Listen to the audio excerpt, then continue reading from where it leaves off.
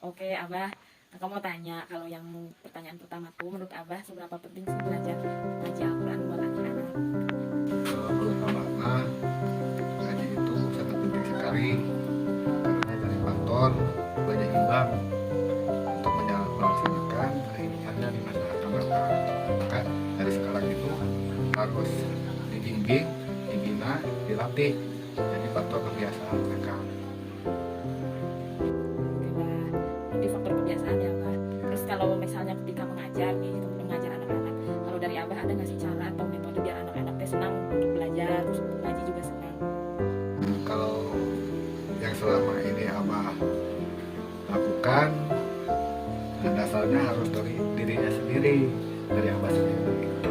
Pertama diniatin bahwa kita itu mau menyampaikan satu ilmu atau dari Al-Quran baik seayat itu harus dengan hati, dengan hatinya bahwa kita itu akan membimbing anak-anak menuju untuk mencapai anak itu menjadi soleh.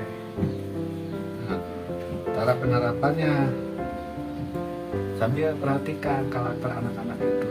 Kadang-kadang anak sifatnya ada yang agak dikerasin, ada yang dimanja-manja. Nah itu kita itu harus bisa ngimbangi mereka supaya apa yang diajari oleh Abah lah contohnya kepada mereka itu bisa merap sampai mendarah daging kepada mereka. Diakui, tidak diakui, dilaksanakan, tidak dilaksanakan, pasti suatu waktu dia akan melaksanakan apa yang telah kita sampaikan. Oke, terima kasih Abah. Kalau menurut Abah nih, apakah siswa atau anak murid misalnya, apakah mereka mempunyai karakter yang beda-beda? Terus kita bisa melihatnya dari mana tuh Abah? Kalau pengalaman Abah, biasanya dari lahiriah kalau Abah pernah ini, anak-anak itu mempunyai karakter yang berbeda. Nah, kita salah satunya bisa menimbangi karakter itu untuk menjadikan anak didik itu seolah-olah akrab lah dengan kita gitu. Kita itu enggak ada, jadi ada batas-batasannya, tapi dia rasa akrab dengan kita, jadi dengan keakraban itu otomatis walaupun ilmu yang mau kita terapin kepada mereka itu seolah-olah dia dianggapnya bersharing. Nah itu karakter itu kita bisa sedikit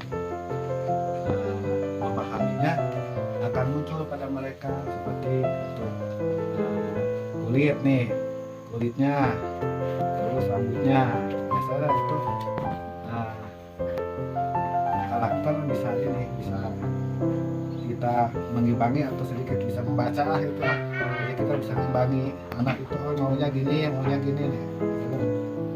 Kalau pengalaman Abah. Tapi kalau masalah abdi ini nggak bisa dibaca.